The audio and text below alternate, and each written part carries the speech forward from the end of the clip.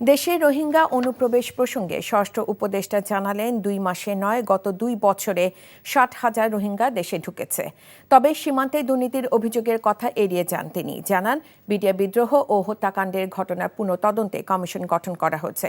সকালে বিজিবি দিবসের অনুষ্ঠানে স্বরাষ্ট্র উপদেষ্টা আরও বলেন, কোনো মুক্তিযোদ্ধাকে হেনস্থা করা হলে তাদের আইনের আওতায় আনা হবে। নাহিদ প্রিন্সের রিপোর্ট।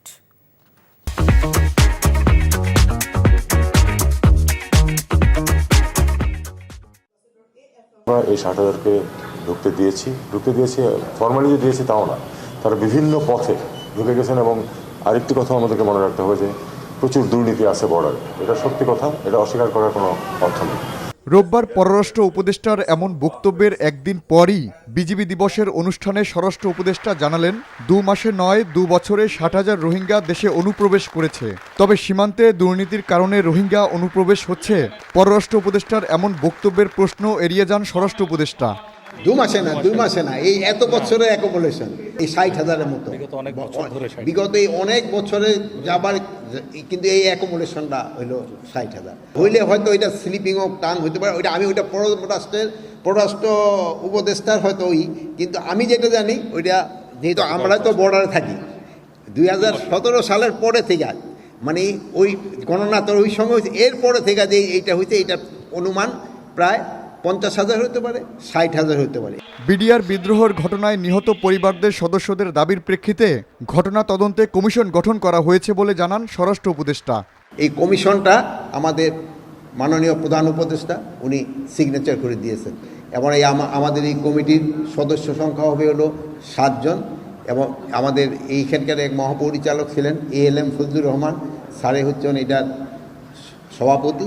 কুমিল্লায় বীর মুক্তিযোদ্ধা আব্দুল হাই কানুকে মারধর ও গলায় জুতোর মালা পরিয়ে দেওয়ার ঘটনা নিয়ে প্রশ্ন করলে স্বরাষ্ট্র উপদেষ্টা জানান, যারা মুক্তিযোদ্ধাদের হেনস্থা করছে তারা দুষ্কৃতিকারী, দ্রুত তাদের আইনের আওতায় আনা হবে। কিছু সংখ্যক তো দুষ্কৃতিকারী সব জায়গায় রয়ে গেছে এবং যেই দুষ্কৃতিকারী তাকে হেনস্থা করছে তাদের আমরা আইনের আওতায় অবশ্যই নিয়ে আসবো। Nahid Prince, NTV news, Dhaka. চাকরি পেয়ে গেছি। চাকরি? আপনার কি কোনো কমন সেন্স নেই? আপনি একটা মানুষের বাসায় ঢুকে পড়ছেন কিভাবে? বাসায় প্রবেশের কি নিষেধ আছে নাকি? এই অসময়ে ছাদে আসার কারণ কি? নতুন করে কারো প্রেমে পড়লেন নাকি? আমি আকাশ দেখছিলাম, আকাশ দেখতে দেখতে হারিয়ে গেলাম, হঠাৎ করে আপনি আসলেন।